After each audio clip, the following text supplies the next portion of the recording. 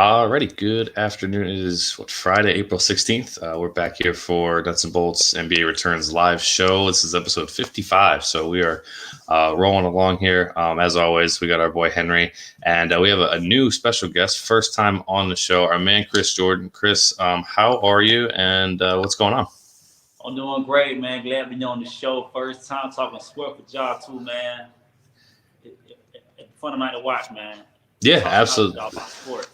Absolutely, and we're glad to have you. As we talked offline before the show, I finally now have another Lakers fan in the group, so it's not so one-sided anymore. I get a little bit more help in these. Usually, I'm on an island, so it's always good to have extra Lakers fans around. Yeah, that is the defending champion Lakers, just in case anybody forgot. Laker Nation.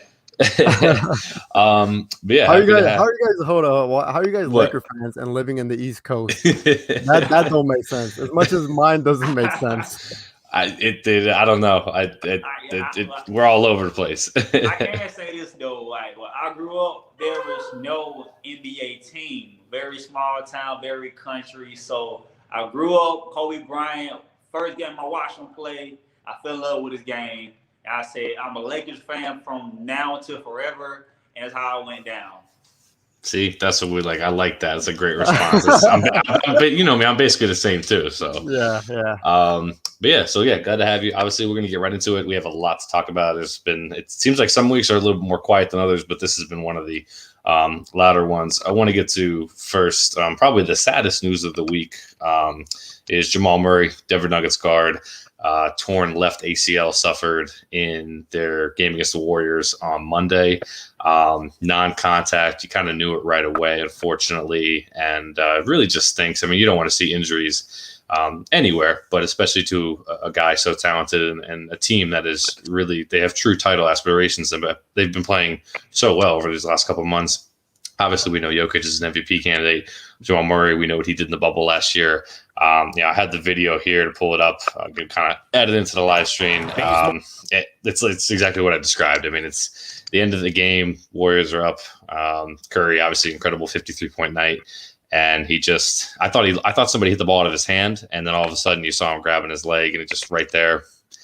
And fortunately, there was no other thing that it could have been earlier than an ACL. So unfortunate news for them. Chris, I'll start with you since you are our guest here for the first time.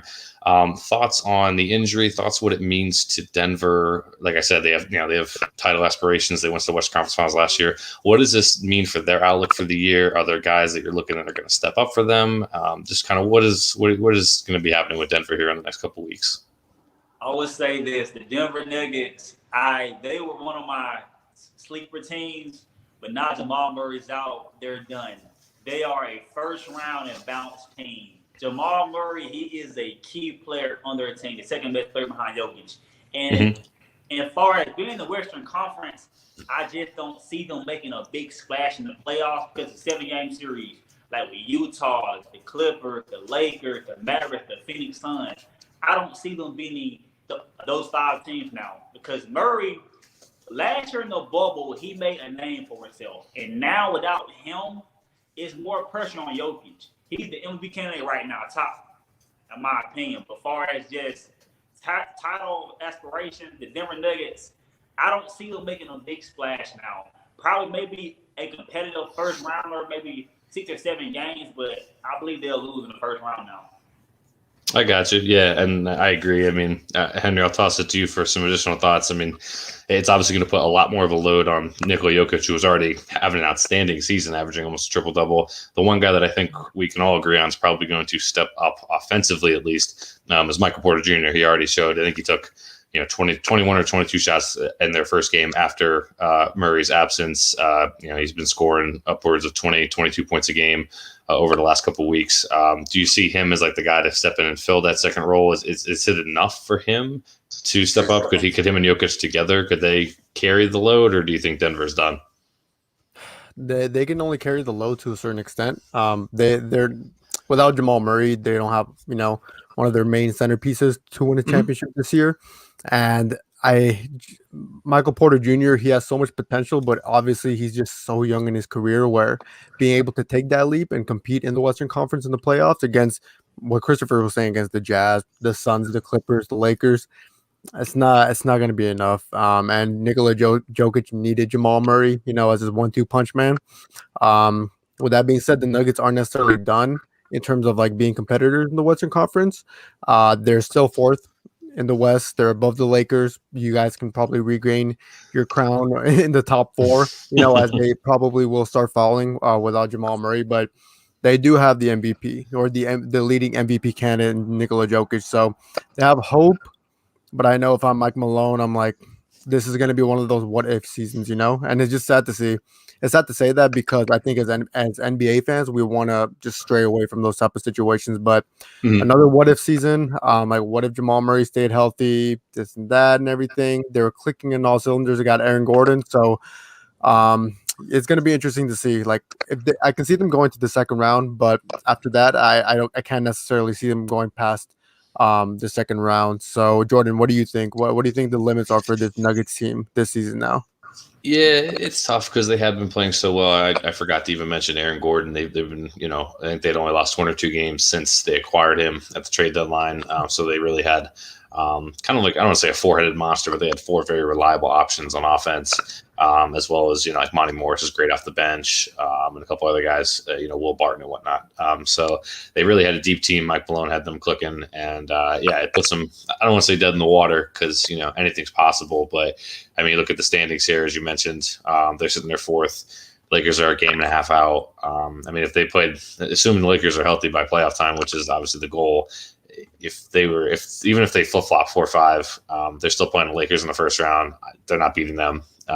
Especially, I don't think they would have beaten them with Jamal Murray, let alone without Jamal Murray. And as Chris said, like they're not beating the Clippers, not beating the Suns, not beating Utah. So it's tough. I feel bad for obviously Murray.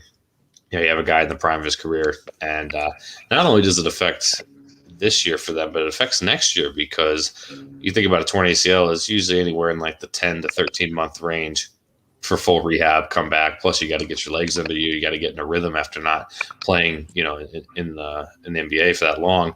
So you're looking at this time next year, we're going to be in the middle of the season, going towards the end of it. You don't know how Denver's going to do, how well they're going to hold up, and then you're going to ask him to get his rhythm in a very short period of time for next year's playoffs. So it really kind of hurts them in multiple ways. And it just stinks. Like I said, you don't want to see guys get hurt. I know he'd missed a couple of games with a right leg injury before this, so it stinks that he just wasn't able to stay healthy. I know a lot of people are complaining about the schedule, how that may have played a role in it, and that's maybe a discussion for another day, but definitely stinks. We can kind of transition into another guy who is going to be out permanently, and that's LaMarcus Aldridge. The 15-year veteran just announced retirement. I think it was Tuesday or Wednesday. Unfortunately, because like a heart murmur, I think it was an irregular heartbeat. He's something that's actually plagued him going back to like 2007 when he was drafted. It was kind of an issue, but he thought he had it under control, and it appears it's come back to bug him to the point that it's no longer safe for him to continue playing in the NBA, which stinks because he deserves to go out better than that. He was obviously signed with the Brooklyn Nets after being bought out from the Spurs and was hoping to, make it to the finals for the first time in his career and possibly win a ring. I'll pull up his accolades here. I mean, pretty underrated career, I think, as far as guys go. 7-time All-Star, 5-time All-NBA. He's 49 points short of 20,000, 15 seasons. And I mean, I don't know about you guys. I remember Aldridge for just being unstoppable on that left block. I mean, he'd get the ball 10 to 15 feet from the basket, and he would cook guys, especially in Portland when he was really in his prime. He would, over the left shoulder or the right shoulder, it didn't matter, post fade away. He was a guy that was the number one option on a lot of good Portland teams. Henry, I'll flip it back to you. Any thoughts on Aldridge's career? Do you think he gets in the Hall of Fame? Is this going to impact the Nets in any way? Just any thoughts on them? Well, first, I think the Nets will be fine. Obviously, having LaMarcus Aldridge, they would want to have him in there because he's a threat down low offensively. But respect to LaMarcus Aldridge for taking this decision because it's a tough one. I think he said it best. He said he put his career first, for the last 15 years, and now he wants to put his family and his health first. I mean, it's totally understandable. You understand, we see the situations and the circumstances we're living in right now. I think we all realize that if it comes down to certain situations like that, we all know what we're going to pick. as for LaMarcus Aldridge himself, in terms of being nominated as a Hall of Fame candidate, I I want him to be nominated. To at least be nominated. Mhm. But I had a conversation the other day with a friend that I think LaMarcus Aldridge, if there's any threshold or bubble that keeps you from like entering the Hall of Fame, it would be a LaMarcus Aldridge threshold, because underrated career, but hasn't done enough individually for him to get him over that hump. Mhm. And I say that respectfully because he's done so many things under the radar over his career. I mean, he was a 5-time All NBA, 7-time All Star, reaching near 20,000 points and 8,000 rebounds. Those are great numbers, and those are things that not a lot of players, reach to do in their NBA careers. But in terms of people love to measure success and Hall of Fame status through rings and stuff like that. But Steve Nash doesn't have a ring. I consider him a future Hall of Famer. Vince Carter doesn't have a ring either. Those are future Hall of Famers in my eyes. I'm like, I think I can see LaMarcus Aldridge in there, but if people were to make an argument against it, I would understand also. But what would you guys think? Yeah, go ahead, Chris. I mean, to be honest, like watching his career throughout my whole life, he's a really good player. But when I think of Hall of Fame, I think of transcending. And to be honest, he's not very transcending to me. He's a great forward, great career, 15 years. The guy was a beast on the block. But when I think of the Hall of Fame, guys like Kevin Garnett, guys like maybe Anthony Davis, Tim Duncan, people that were very transcendent. And he was just a pretty good guy, but he kind of underachieved because the guy went to Portland, San Antonio, and San Antonio years back, the guy supposed to be a missing piece, but he kind of, in a way, kind of underachieved. No championships, no appearances. He's just a really good player, and I don't really think he's a Hall of Famer. He should be nominated, but if he gets in, he's by far maybe second ballot Hall of Famer. When I see him play, I just don't have that wow factor. It's like, okay, he's pretty good, but at the same time, I don't know. It's kind of debatable for me, but he's had a great career. I just don't think he transcended. That's fair, and I agree. I agree with both of you. Yeah. I think Yeah. he's just a little bit short, and that's not to me. I agree. I think the Hall of Fame is the elite of the elite. Like, you had to be a really special player in order to get in, and unfortunately, the NBA has kind of strayed from that over the last 15, 20 years. Guys like Mitch Richmond have gotten in. Some of the guys with like really good but not great careers. So it does leave the door open for him to get in. But I think either way, I think just a really solid career. I think I saw the one stat the other day. He's one of I think since he came into the league in 2007, only LeBron and Carmelo have more 2-point field goals than he did, which I thought was like pretty crazy when you think about how long everyone's been in the league. So I thought that was pretty cool. But yeah, I think a really good career. Like I said, he was a dominant player. You can't BS your way into all NBA teams. You really have to make it. I mean, it's the top 15 guys in the league generally. So to make a couple All NBA thirds and All NBA second teams. Even as recently as 2018 was All NBA second team. I think that's nothing to sneeze at. So hopefully, best wishes. Obviously, hopefully he stays healthy and is just able to enjoy retirement. He's got a great career under his belt. Moving on from him, we're going to talk about one of my favorite people to always discuss on the pod, and I guess it's probably Ashmir's favorite person too. Our man Steph Curry. The kid has been up to some dominant level stuff. As you can see here, these are his April stats. And I don't even think that's including last night where he had another 33 or 35 points. Big news with him this week was that not only has he been dominating and helping the Warriors win games, but on Monday against the Nuggets, before Jamal Murray was injured, he passed Will Chamberlain for most points in Golden State Warriors history. And I think that that's pretty significant. You think about nowadays, guys switching teams constantly every 3-4 years or asking for trades. And Curry may be the last one for a while to play for one team. I don't imagine he goes anywhere. He loves Golden State, and they love him, and they're going to make sure that he's taken care of, not only financially, but also in terms of like trying to put him in a position to win championships. So, Chris, I'll flip it back to you since we went to Henry last time. Any thoughts on Curry, just on what an achievement it was for him to pass Will Chamberlain. It's obviously a Hall of Famer right there in himself, and Will Chamberlain, Curry himself, a future Hall of Famer. Curry's been on a tear, and Warriors, while they're not playing, they're kind of in that play-in bubble right now. I don't know if I'd want to play them for 1 or 2 games to go to the playoffs. What are your thoughts on our boy Chef Curry? Man, Steph Curry is the greatest shooter God ever created. Ever. Steph Curry, man, he is the chef. I love watching him play. First off, when I think of Steph Curry, he changed the game. He changed the way the game is played today. Think about it. We've never seen a guy at his height, his size, transcend the game like that. He made centers almost extinct because the way he shoots the ball. The Golden State Warriors and himself and Klay Thompson, they changed the game forever. And Steph Curry, he's loyal, great leader, great everything, because guys like LeBron, KD, so many players want to swap teams, but Steph Curry is loyal. He's a transcendent player. When I think of Steph, I think of a true champion. And people hate on Steph because he's light-skinned, he's skinny, he's this and that. But the guy can play basketball. The guy is a game changer. Steph Curry, he is the greatest warrior of all time. He's Mr. Warrior. I love Steph Curry, and Chef, keep doing it up. I love it. I think that's a great. I'm gonna put that quote up here. Steph Curry is the best shooter guy ever created. That's a great way to put it.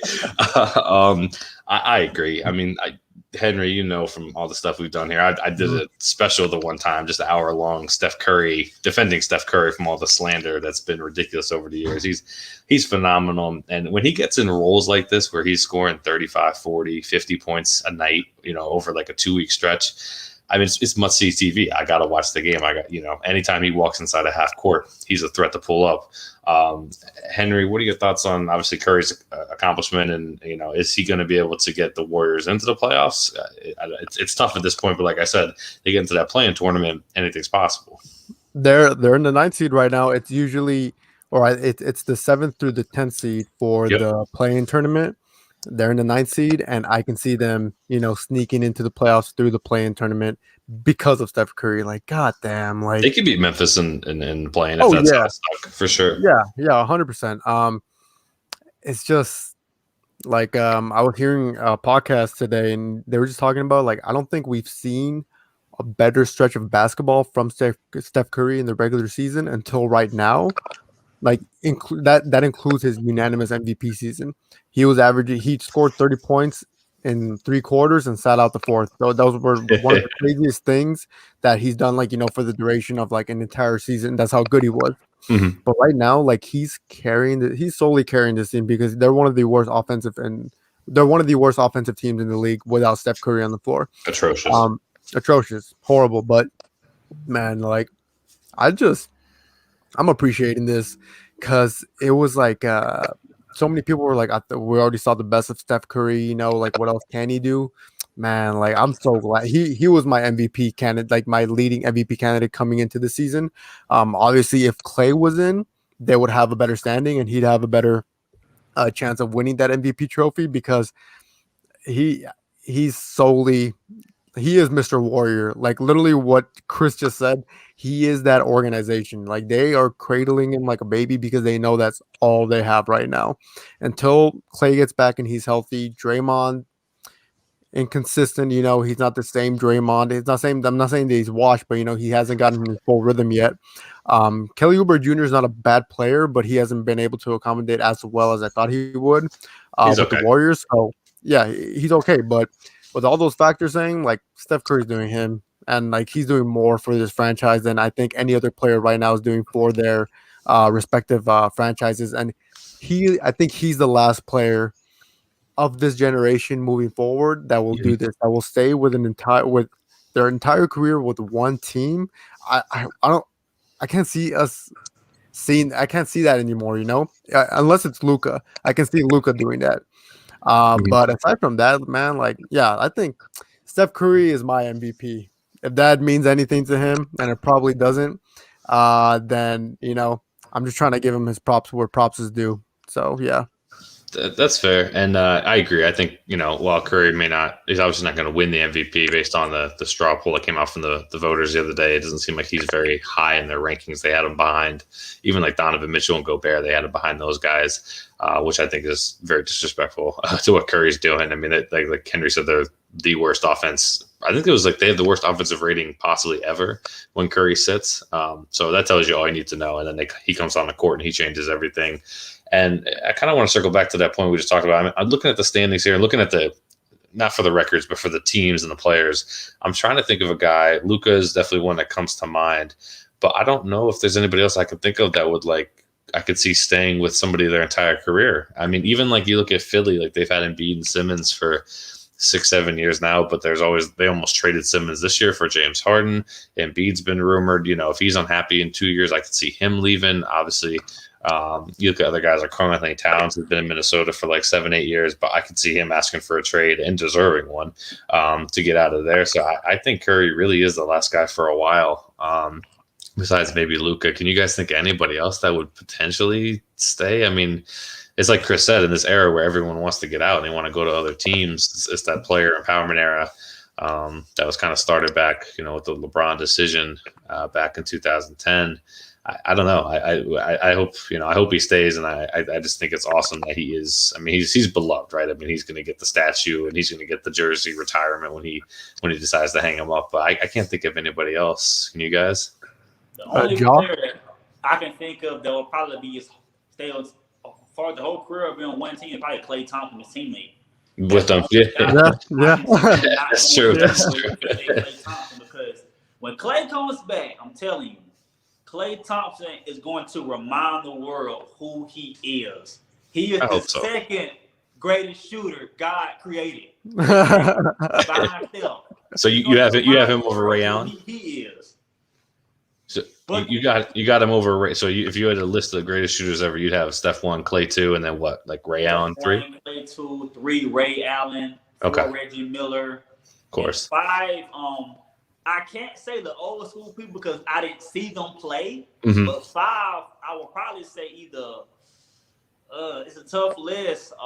Maybe you throw a Kevin Durant, Dirk Nowitzki, maybe. That's true. It's kind of tough though, but those first 4 are just common.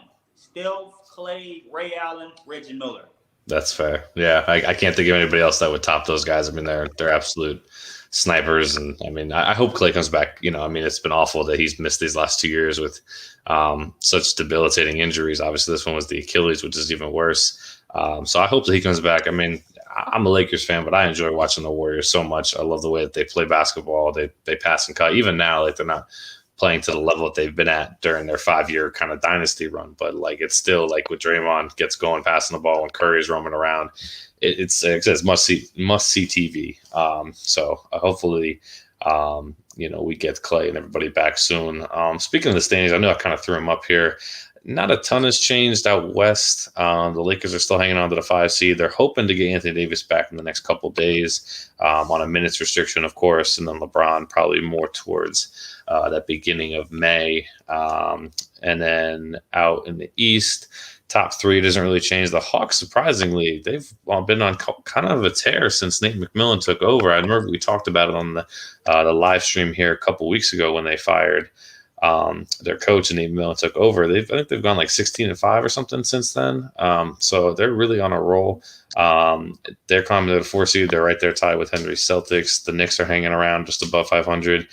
Miami's been up and down again, which is still surprising to me. Then the Charlotte with LaMelo, and then the Pacers and the Bulls. The Bulls have a worse record than the Magic since trading for Vucevic, which is kind of ironic in a way.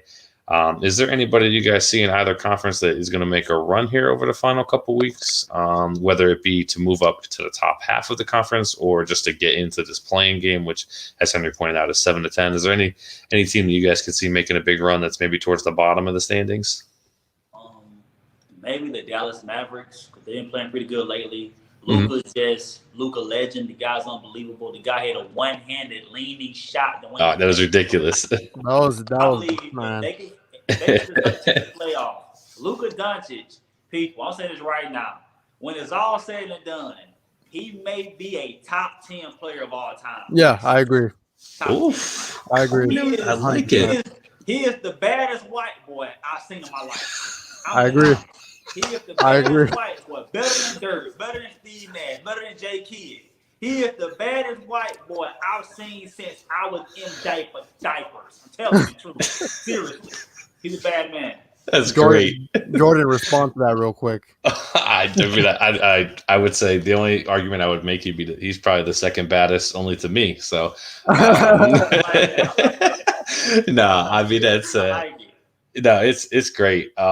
Luka is obviously incredible, and that one-handed floater against the Grizzlies was just ridiculous. But at the same time, it's also what we're starting to come to expect from Luka. He's the same thing as Curry. Every night's must-see TV. And you're right, though. In all seriousness, they have been playing a little bit better. They struggled at the beginning of the year. They had a lot of COVID protocol issues.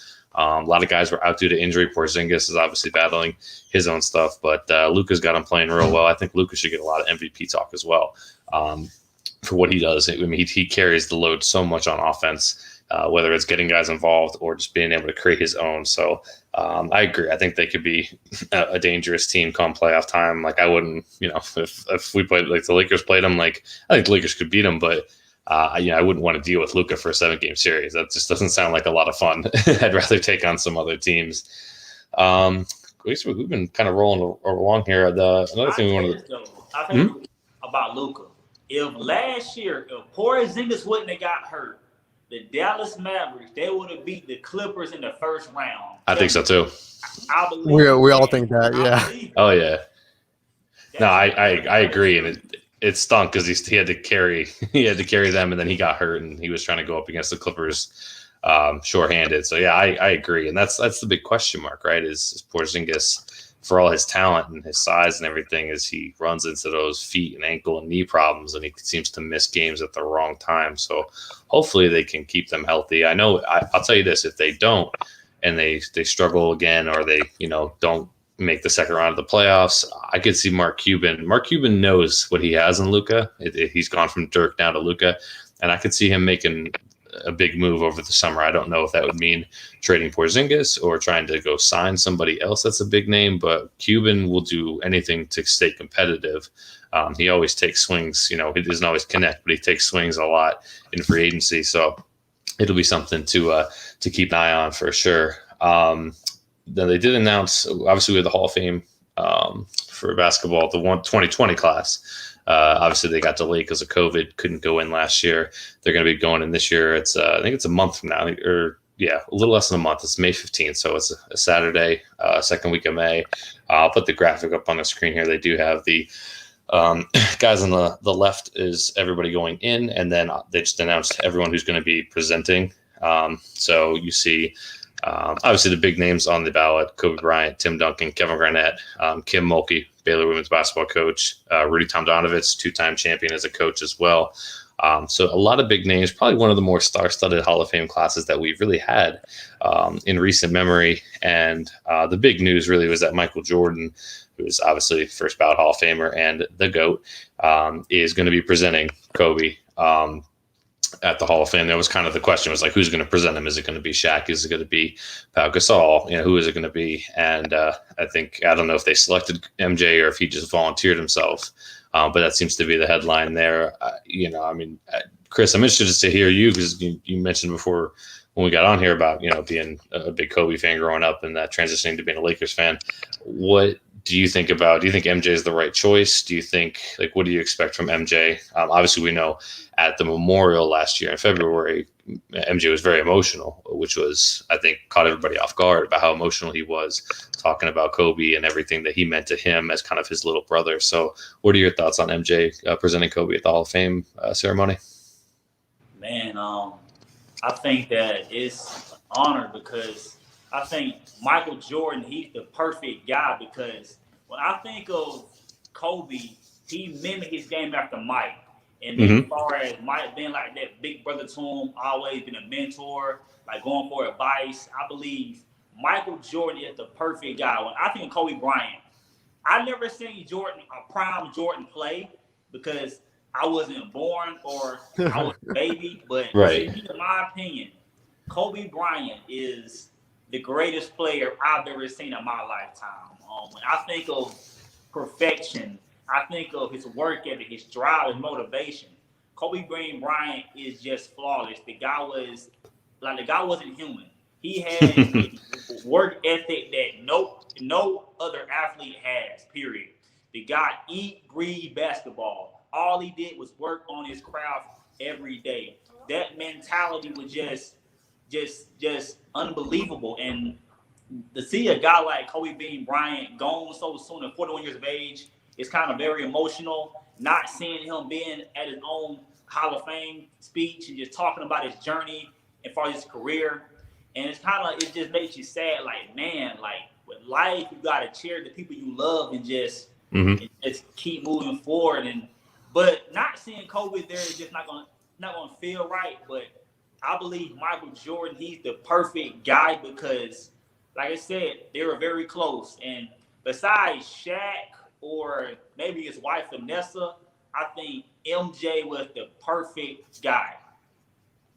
Yeah, I agree. Henry, your thoughts on it all? I mean, it's definitely, I think one thing I was thinking about the other night was that, the NBA is probably the one sport out of all the four major ones that seems to have guys, you look at Bill Russell, Kareem Abdul-Jabbar, like those guys have been able to get into their 60s, 70s. Bill Russell's obviously in his 90s. They've been able to make it so far in life, and they always seem to be around for these ceremonies and stuff. So obviously what happened last, January was so shocking and so tragic. It's going to feel definitely weird to not have, Kobe there for his own Hall of Fame induction. But do you think MJ was the right choice as well, or was there anybody else that you might have tasked for it? I think MJ is the best option. Obviously, other great options would be Shaq and Powell, but if there was no MJ, I don't think there would be a Kobe because Kobe literally just modeled his game after Michael Jordan. There's many interviews talking about like his fadeaway and like where he got his moves from. And even, MJ joked around about it. He's like, he stole all my moves, but why wouldn't you want to imitate the greatest player of all time and make something of your own? That's huge respect to Michael Jordan. Like he saw it as respect too, because I think he knew if there's one guy to mimic what he was doing and make it his own, it would be Kobe. So I think it's just right, because I think of, back in '97 when the Lakers were playing against the Bulls, and you see a young Afro Kobe going against Michael Jordan. He has 33 points, and that's a young Kobe too. I was really young. I was a baby, but like just seeing highlights on YouTube and stuff like that. Then joking around the All-Star game in Michael Jordan's last All-Star game, like there's so many things that I'm like, if it weren't for one career, which was Michael Jordan, there wouldn't be another, or like there wouldn't be a passion to like, chase someone or something to be as great. And that's what Kobe found in MJ. So it's the best option. Obviously, Powell and Shaq could have been the others as well, but I think they're doing the right thing here. Having to go and induct, another GOAT of the game. So I love it. Yeah, I agree. And, I think while, Shaq and Powell would have been good choices, and, Kobe's certainly close with both of those guys. I think he, that little brother, big brother relationship that he had with MJ, and the point that you guys make as well about how he modeled his game off of Michael Jordan in every aspect, from the off the court workouts to on court fadeaways and everything. I think it makes him the right choice. And I know Michael's going to do a great job. Like I said, we saw how emotional he was at the Memorial last year. And I think it's ironic almost in I don't want to say a funny way because it's a serious matter, but like, I think MJ will be more emotional than Kobe would have been, because Kobe, that's one thing about Kobe. He was very at peace with like his decision to retire from basketball, to be with his family, to coach his daughters and stuff like that. And so I think this just would have been like another weekend for him. He would have been very thankful, but I don't think he would have been emotional like MJ was when MJ got inducted. Back over 10 years ago, that's where the crying meme first came out for the first time. MJ got super emotional with stuff, and I think he's going to be very emotional this time as well. So I think MJ is going to do a great job, and he's going to, if he's got a lot to go on. They have obviously such a great relationship over the years, and he'll be able to kind of discuss that and discuss all the, obviously the accolades and just everything that made him a first ballot Hall of Famer. And it's a shame, obviously, that he won't be, there for it in person, because it's a great class. Tim Duncan, Kobe Bryant, and Kevin Garnett in one class. Like I said, you really don't get Hall of Fame classes that are that star-studded. You're talking 2 of the 10 best players of all time in Kobe and Duncan. Kevin Garnett's probably somewhere anywhere in the 20 to 30, 35 range, which is, no slight to him. It's still an incredible achievement. So you have 3 legends of the game that are going in, along with some other coaches and stuff that are also made their mark. So it'll be a nice ceremony. It'll be a good, great weekend, to commemorate. And just, I think, like, for me and Chris, maybe, I don't know if you feel the same way, but like for me, being like a Lakers fan and growing up watching Kobe, and I'm trying to model my own game after him, even though I had I didn't have the talent nor the athleticism nor the work ethic. It's just cool to, like, he's finally in. Like, that's the one thing. Like, as I got older and got into college, I knew that my favorite players in every sport, whether it was Kobe or Peyton Manning or Derek Jeter, I knew they were going to be retiring, but I felt like I took solace in the fact that they were going to be, like, I knew they were Hall of Famers, and for me, it's obviously bittersweet in the fact that he's not there, but I'm also just excited for the fact that he gets to go in. Like, this is something that he worked for his whole life, and so it'll be cool to see him recognized for those efforts, and just another list of. He'll be added to the list of great players that have made the Hall of Fame. So it should be a good time. I can say this: some days I wake up, I watch his highlights on YouTube, and I think, like, wow, he's really gone. Like, he's really not here anymore. And it's like, some days I can't believe it. Like, did that really happen? Like, did Kobe Bryant and his daughter really pass, and 7 others die in a crash?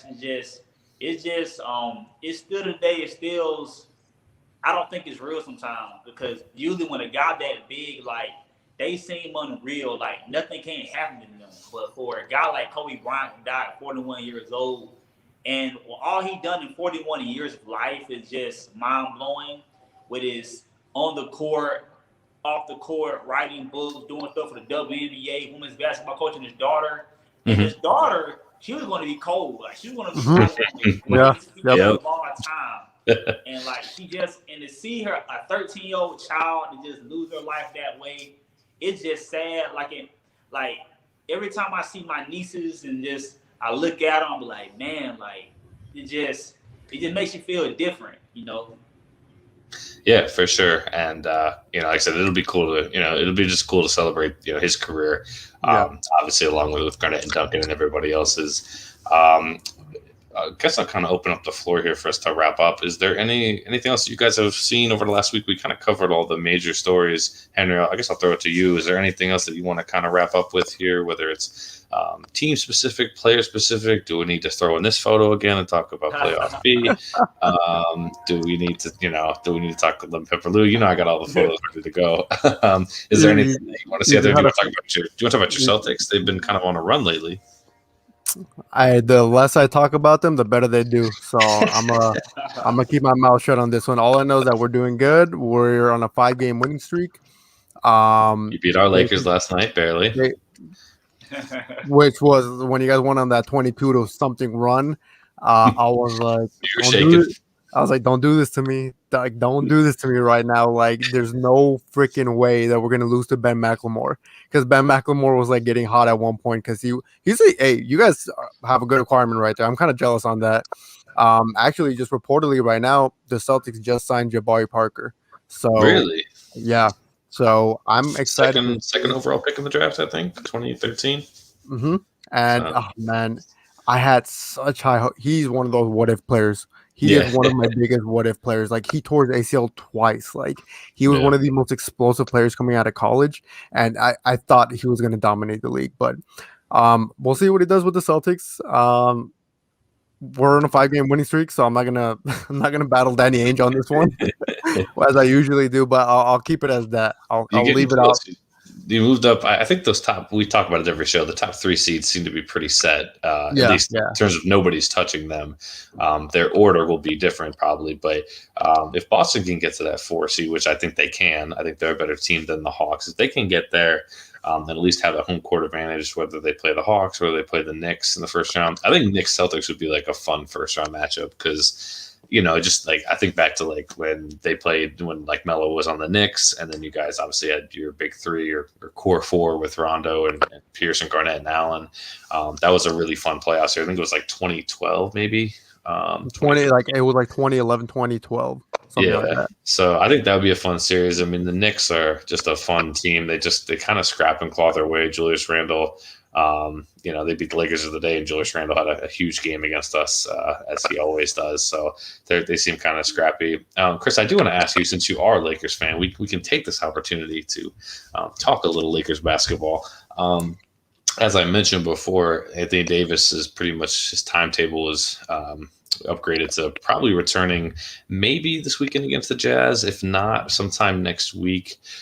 He's going to play apparently like about 15 to 20 minutes is going to be like his starting point, and then they're going to start to ramp him up from there in terms of playing like a full 32 to 36 minute game down the line. What does that mean for the Lakers? I mean, they could definitely use it. They've been holding down the fort as best they can without LeBron and Anthony Davis, but what's it going to mean to have Davis back, and how long do you think it's going to take him to get like back into like being Anthony Davis, the one that we know like from the playoffs last year?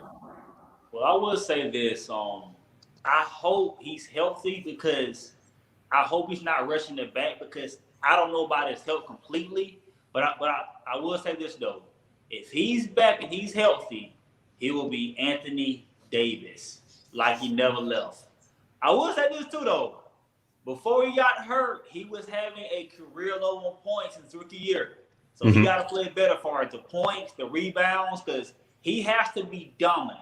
If they want to win that championship, the key ingredient is Anthony Davis must be 100%. He must dominate every night in the playoffs. LeBron James, I'm not worried about LeBron. The key is AD got to just be healthy and stay healthy. Please, sugar on top. Please, I'm begging you. Please. I agree. Henry, and any thoughts, about how long it might take Davis to get back into shape, or if it's going to help the Lakers? Right now, if they're sitting there at the 5 seed, I would assume that Denver will slip a little bit without, Jamal Murray. So I think they could catch them. Do you think they have any shot at getting a top 3 seed, or do you think that that's a little bit too far out of reach with the Clippers being 4.5 up? At this point, they're 5 games behind the 3rd seed. So basically, yeah, it's a tough one, because the Clippers right now are on a 7-game winning streak. So the Clippers are hot. So if the Clippers were struggling, then I will say, yeah, they would have a chance. But right now, the Clippers got it going. They got it rolling. Rondo's been essential for them. They've been like 5-0 since his arrival. So I don't think necessarily I can see them getting to the 4th spot. But as outside of that, I think it won't take Anthony Davis too long, because he is one of the premier players in the league. I think it's been like one of those out of rhythm seasons for him, even prior to his injury, because they just came out of the finals. They had the shortest offseason out of any teams besides the Heat. So remember, LeBron wasn't trying, AD wasn't trying, like that Laker team wasn't trying, and you guys were already the first and 2nd seed, like for a good quarter of the season, until the injuries started happening. So you guys will be fine. You guys know that too, that when LeBron and AD are back and they're healthy, like you guys are the team to beat in the West. And I hope Anthony. I just hate seeing all-star talent wasted when it's due to injury. I'm like, I hope he gets healthy, and I hope he gets it rolling. But not enough to beat my Celtics in a final series to see if that happens. Please, I do. There's something I do want to talk about that I just thought of. But my first quick point is this is my favorite time of the year for the Clippers, because I love when they do this. They get hot right before the playoffs, only to crash and burn. So just very excited that they're on schedule. But that's one thing I did kind of want to touch on. I forgot about is like you look at the teams. You mentioned that like those 4 teams that played in the conference finals and then the finals, which is obviously Miami and Boston, and then Denver and the Lakers. They've all pretty much experienced injuries to some sort of like their stars, whether it's Anthony Davis with his, with the calf and the Achilles. LeBron, obviously, that was kind of more of a fluke thing. Somebody rolled up on him. That's basketball. It happens. But Jamal Murray, like I said, before the ACL tear, was nursing a right leg injury for a while. The Heat have had issues with some COVID, but Jimmy Butler's also been banged up and in and out of the lineup. And then for Boston, same thing. Kemba's knees have been kind of shaky this year. Tatum's been in and out of the lineup at times. They've had their concerns. I got to think that, like, I'm not saying that the shortened schedule is a result of, like, it's not the cause for all the injuries. Like, they happen, they're a freak thing. We don't really know how to predict them. But I do think it is, and I said this before the season started, I said it was unfair that they were just going to start the season, 2 months after those guys are done playing in the conference finals and the finals. Chris, do you think, like, that short turnaround is, like, the reason for a lot of this? I mean, we've seen it throughout the league. A lot of teams and players aren't happy with the way that they've kind of set this up. I think a lot of guys thought the season was going to start January. Martin Luther King Jr. weekend was, like, the option that everyone pointed to. And then the NBA said, no, we're going to start right before Christmas. And I don't know. I mean, do you think it's been the cause of some of these injuries? I feel like we've had, maybe we haven't had it higher than normal, but it seems like it, at least off the face of it. Yes, I do. I believe the injuries play a big part in the injury between so many players. Because think about it. Every team is playing every other day. Mm-hmm. It's not much really rest.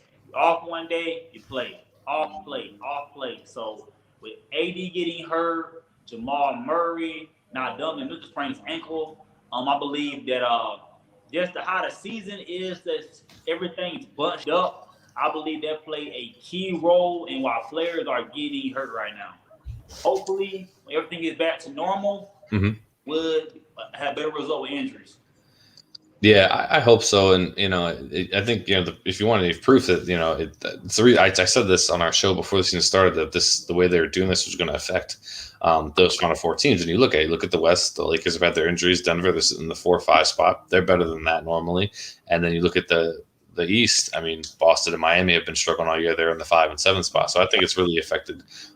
It's affected everybody to a certain extent, but it's really affected those guys, because in the bubble too, you remember you get there and there was no travel, so they were playing every other day as well. So it wasn't even like a normal playoff schedule where they had like extra days of rest for travel and whatnot. So while it was nice and it gave us better basketball in the moment, the fact that they didn't, and I know why they did it. Obviously, they wanted to make their money back. The NBA lost a lot of money last year, as did every other professional sports group.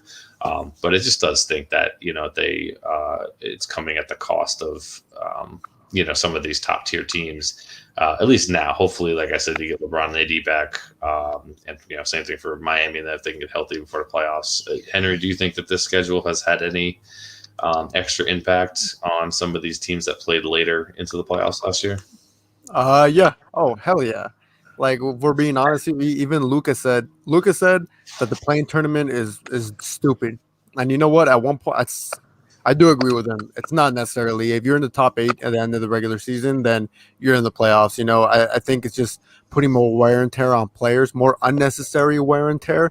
Mm-hmm. I do understand the reason for it, because the Western Conference is so tight, and the 7th through 10th spot can be super tight. You want to give those teams a chance, but during these types of circumstances and stuff, and I forgot who it was. It was part of the coaching staff from the Denver Nuggets. They say that a part of Jamal Murray's injury is due to the gruesomeness of the schedule and just how they needed to compact everything into pretty much, a shortened season right after the bubble. And it's coming. We're seeing what's happening now, play like the fatigue is catching up to these players. And I don't think it's fair to them. I don't think it's fair to their careers, but extraordinary circumstances. So we'll see moving forward. Hopefully no more playing tournaments after this year. I think it's stupid. I'll be honest with you. Like if 1st through 8th seed at the end of the regular season, I think that's good enough, instead of, risking more injury after the regular season is done, or, putting more wear and tear on these players. I think we should just keep it at that, but hopefully no more injuries, man.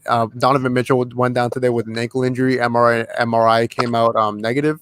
Good. So thankful for that. Yeah, thankful for that, because if there was another season-ending injury, then it's devastating, not just for us, but for the league, because the league needs them. So, of course, hopefully better management moving forward from Adam Silvers, because I know he's not a bad dude, but come on, man. Got to think about the players. He's in a tough spot too, Yeah, he is. David Stern was mean. No. Yes, he was.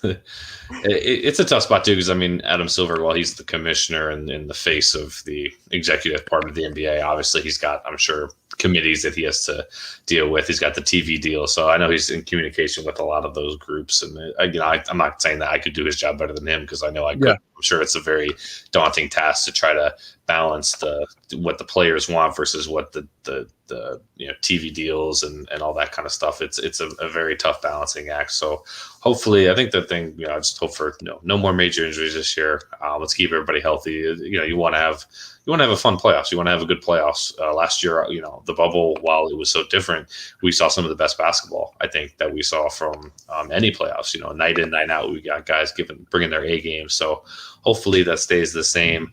And Chris, I'll show you this, because I always keep this here out on the show, and I usually bring it out once a show just to let everybody know that no matter what's going on, not worried about a thing. Me and Squidward, we're just hanging out, not worried. Lakers in 5 as always. Yeah, I think that's a good spot to probably wrap up. We covered a lot. It was a busy week, obviously, in the NBA. So, Lord only knows what will be happening in the next between now and the next show.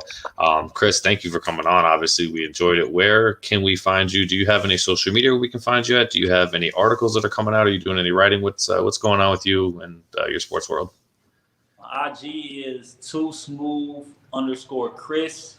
And my other one is Shut Up and Listen. I have my own sports show and podcast I do every week. Every day I drop nuggets. I always bring the heat. And I do articles as much as I can. I did one a couple of days ago talking about my Lakers. And I think talk about my Lakers and Luka Doncic too. Luka legend. So I'm always writing something. I'm always talking about sports people. And on Facebook, it's Jermaine Jordan. I'm always going live on Facebook Live and just trying to bring a basketball mainly and everything. So it's always a grind, man. Cool. Awesome. Yeah, so a lot of places to check Chris out. You know where to find Henry and I. We're always on Twitter, just kind of chirping. Henry, do you have anything coming out? Any other podcasts or shows that we need to know about? Right now, just doing more work with NBS, and I'm doing a lot of things with hitting the gym and whatnot. Doing a lot of taking over the TikTok recently, so been doing more videos on there. Yes, follow us on TikTok, because Henry's he's had some really good ones on TikTok. They've been really cool. So if you're in the TikTok world, definitely head out over there. I hate TikTok usually, but follow us on TikTok, because that's the best page right there. That's good content. Yeah. All right, cool. Well, that'll wrap us up for episode 55 of the NBA Returns. Thanks to Chris and Henry, and obviously I'm your host, Jordan. We will see you guys soon, and have a great rest